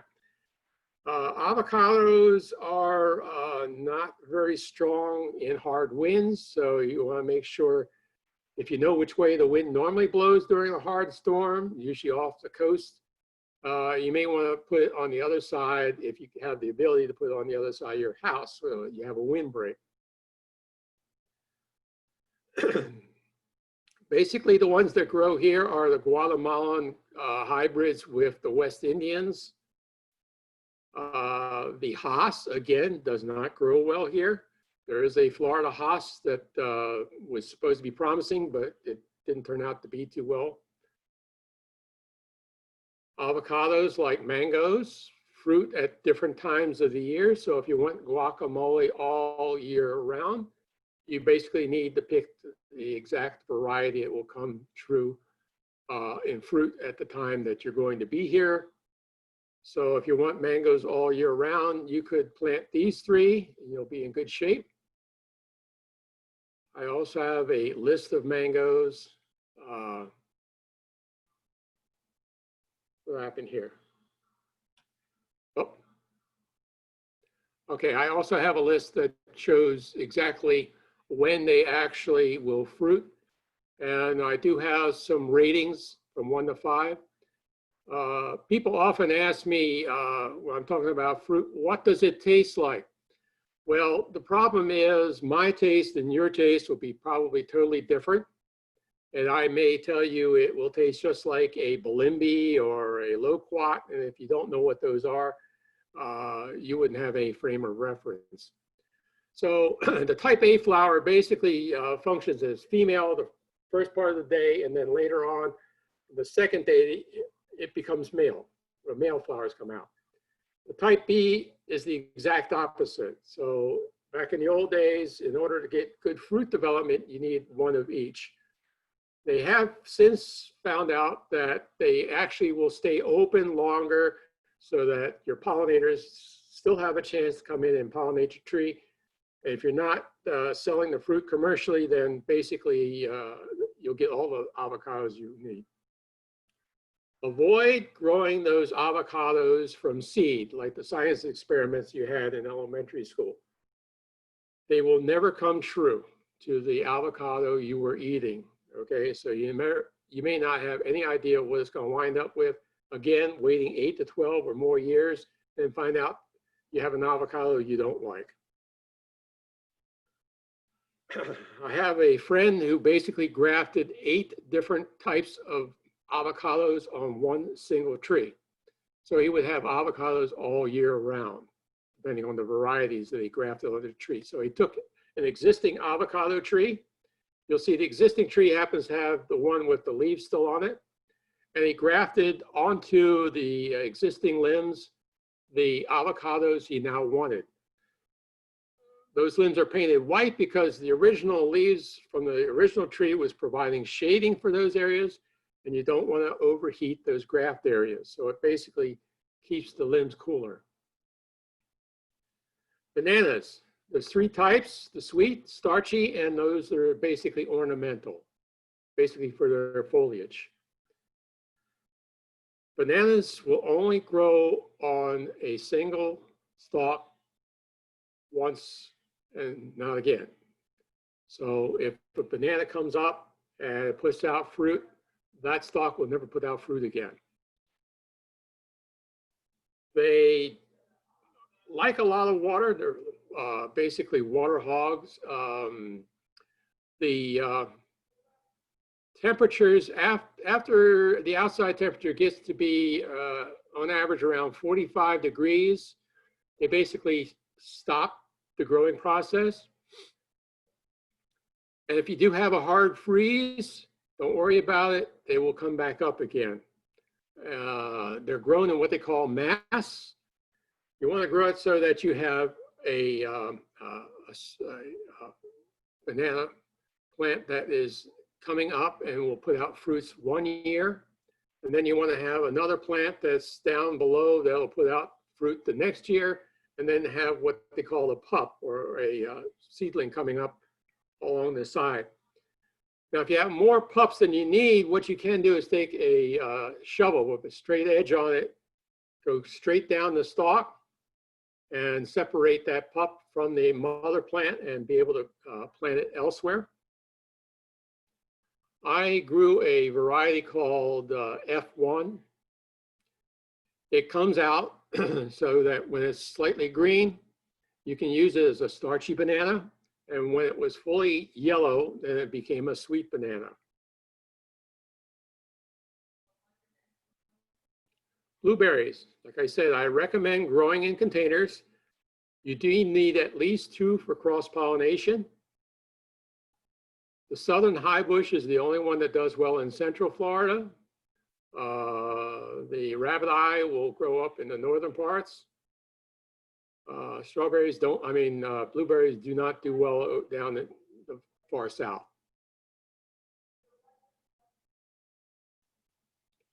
This slide I basically usually keep toward the end. It's called pitaya, or what you know in the store as dragon fruit.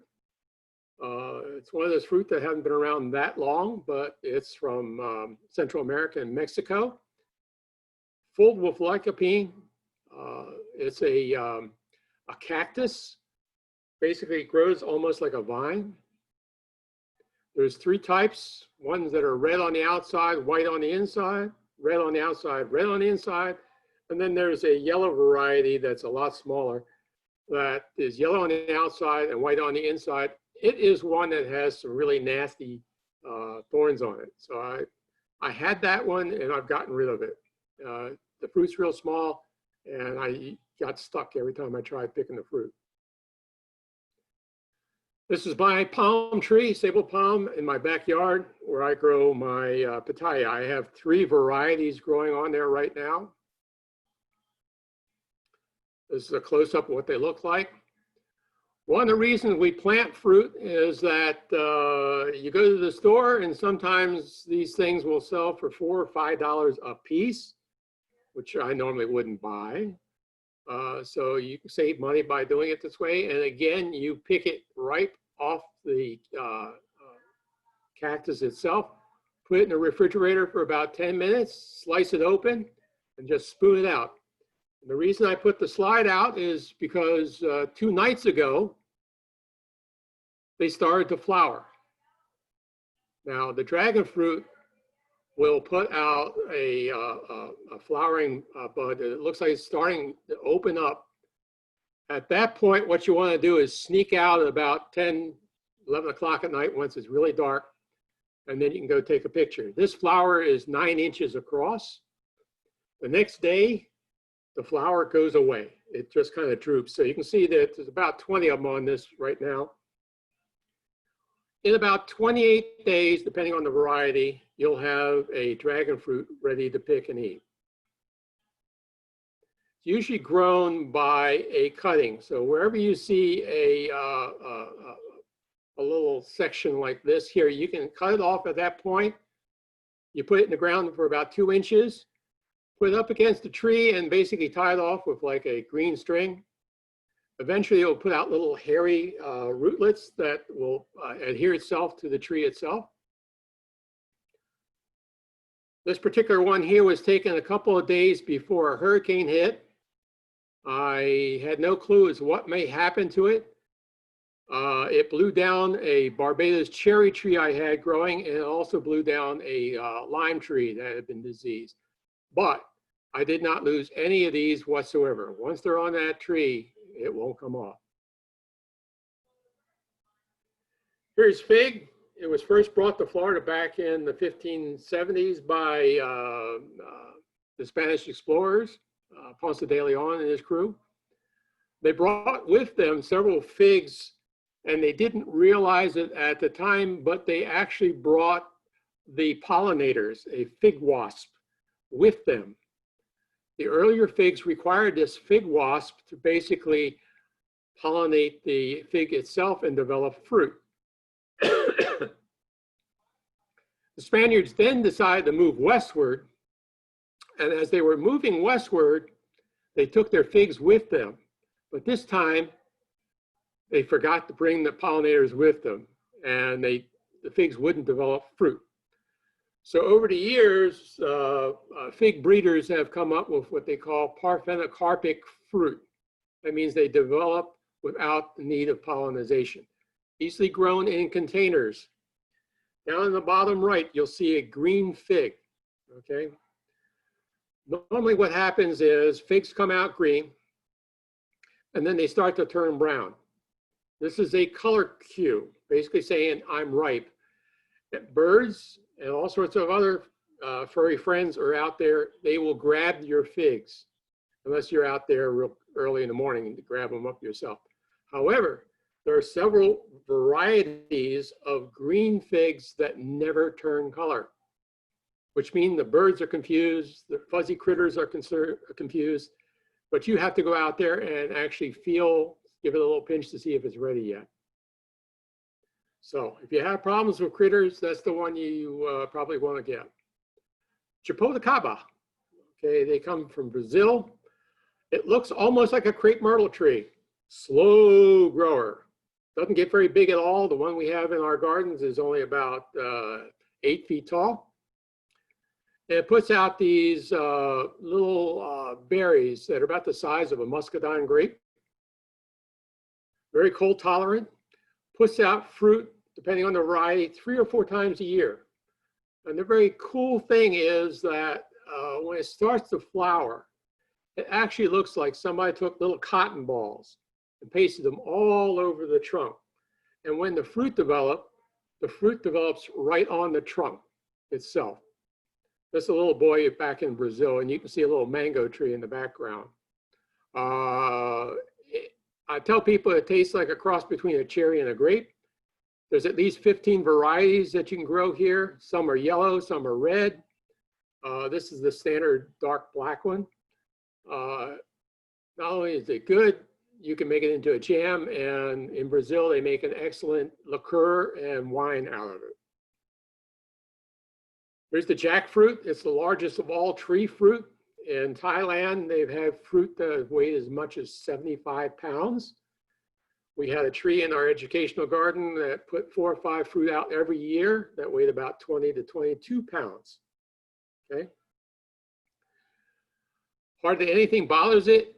The leaves actually look like a magnolia, okay? Very nice, beautiful little tree. You can keep it down between 10 and 12 feet, no problems. In Thailand, the tree can grow up to be 45, 50 feet tall.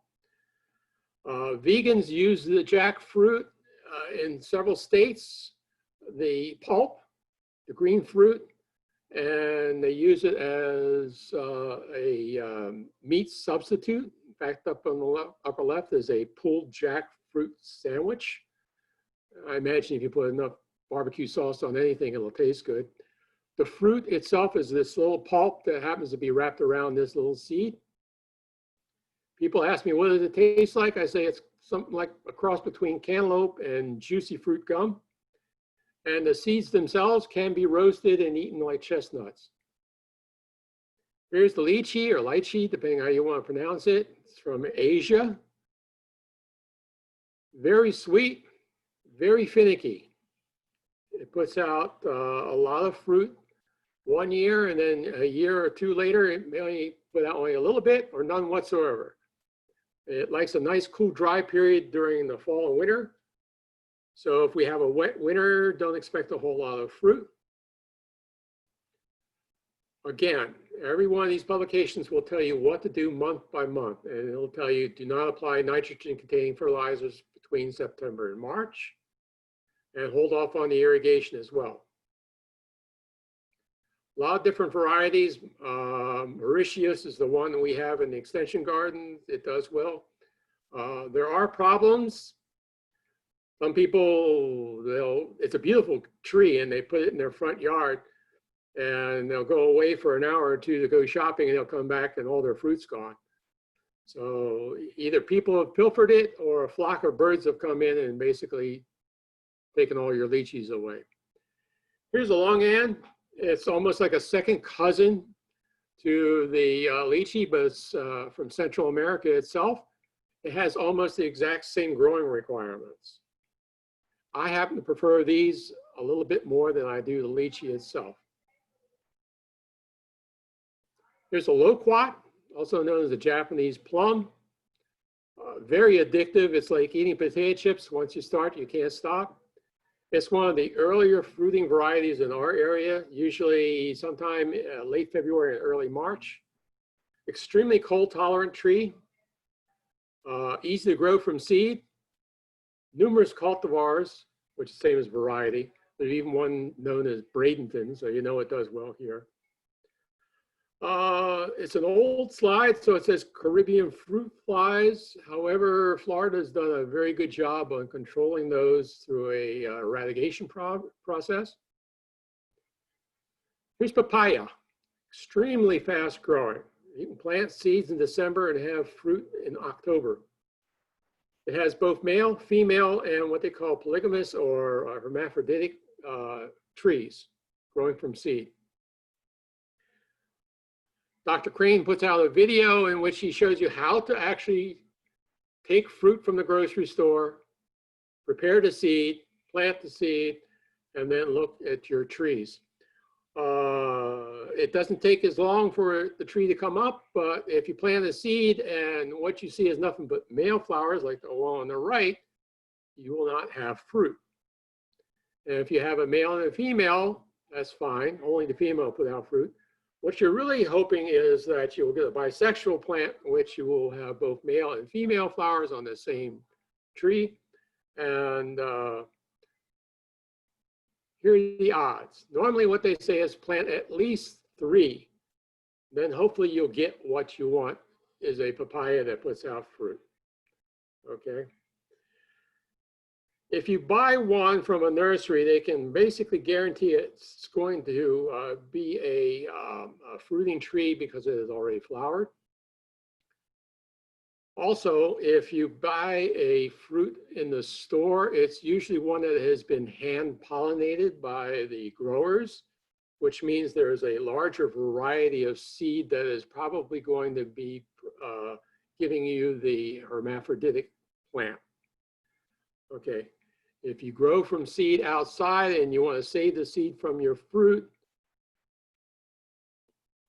you just need to know that as the temperatures get really high, you wind up with more male seeds than you will any others.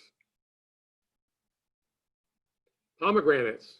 You'll see at the top that here is the Euophytus citrus extension, and it's under a category of alternative crops. So basically, if the citrus industry was to cave, we're looking for alternative crops. Two that are mentioned are pomegranates and olives. They will both grow here. The olives are not the eating kind. They're the kind you actually press into oil. There's over 150 different varieties of pomegranates that will grow well here in Florida. A lady that happens to be the ex-president of the Pomegranate Fruit Growers Association, Cindy Weinstein, has a farm in Zolfo Springs, Florida. She was given a grant by the University of Florida. She has over 150 varieties there. They were trying to determine what plants do well in our area, also looking for where to put a processing plant, because even if you grow pomegranates, you have to ship them up to Georgia, which happens to be the nearest processing plant. Now, I happen to have gone to the one in 2016. She used to have a pomegranate field day where you can come in and taste the various types of pomegranates that she was growing. You'd have to check to see if she's still doing that. All right, we're talking about resources. If you go to the University of Florida has a website called EDIS, which is the distribution of educational publications.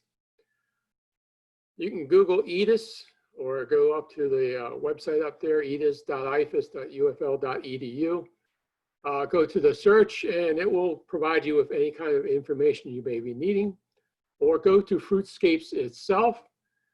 That's another place to go. Also, there is a publication called Dooryard Fruit Varieties. You can put that in your search engine there. It basically is it's a publication that gives you about the same information I just did on a small number of plants. There's an excellent bookstore, IFAS bookstore publication you can get, SP 171, on a large number of variety. Wherever I put 28 species, it's always because I'm talking about Central Florida. So this will basically be able to tell you how to prop any kind of fruit plants within the entire state. You're up north or down south.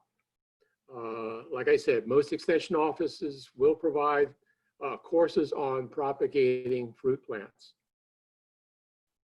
It will also tell you, there's a back index on the back end of that, what fruits you can graft, what fruits you can actually grow from cuttings, and what fruits you can actually air layer. Not all fruit trees can be done the same way. They can all be planted by seed. Folks down in Sarasota, there's two master gardeners down there, Karen and Liette, put together a very good website on what things you can grow in Florida. It's called Growables. Not only fruit, but also vegetables, okay? So if you go inside, you'll see a whole list of fruit. And some of these you may or may not recognize. It gives you a lot of information. The number 70 again is basically saying there's at least 70 fruits that will do well here in Central Florida. So here's information on the carambola again. A little different format, gives you a lot of information about height and spread. Now these ladies put a lot of information. When you see height and spread here, it's usually height and spread here in Florida. And again, this is if you allow the tree to grow without pruning it for height. Not only that, but if you go down here, it will tell you that both the flowers and leaves are edible. Just beware that the flowers and leaves also have that oxalic acid that they were warning you about. This is our fruit tree garden at the Extension office here in Palmetto. We received these trees as a gift from the Manatee Rare Fruit Council. There are rare fruit councils throughout the state. If you go to the Manatee Rare Fruit Council, mrfc.org, down at the bottom right, it has a list of all the various types of rare fruit council or fruit clubs throughout the state. If one's nearby, I suggest you go to one of their meetings. The ones we have here in Palmetto are at the Extension office the second Monday in every month. It's from 7 to 9. We also have the rare fruit folks have a demonstration garden at Palmasola Botanical Park. If you happen to be in the area, this is a beautiful place to see all sorts of flowers and things. But on the left side of this small lake or large pond are over 68 different varieties of fruit trees that will grow here. These are trees that you can see for yourself, what they will look like. Sometimes they'll have fruit on them. We prefer you don't pick them and eat them, but you'll be able to see what they look like. And there are some citrus still in there, not as many as there used to be. But when you're in the area, come and take a look at it. We also put out a newsletter that's available to you for anybody throughout the state. It's basically focusing on Manatee County, but a lot of it has to do with all sorts of things Florida-wise. Last month's issue or this month's issue was based on insects. It was our bug month. So we're talking everything from beetles, stick insects, how insects see things. So it comes to you in by email. You can sign up for it, and we'll be more than happy to give it to you every month. It's in color. If you're in our area, we have them at libraries as well, but they're in black and white. So, open for questions.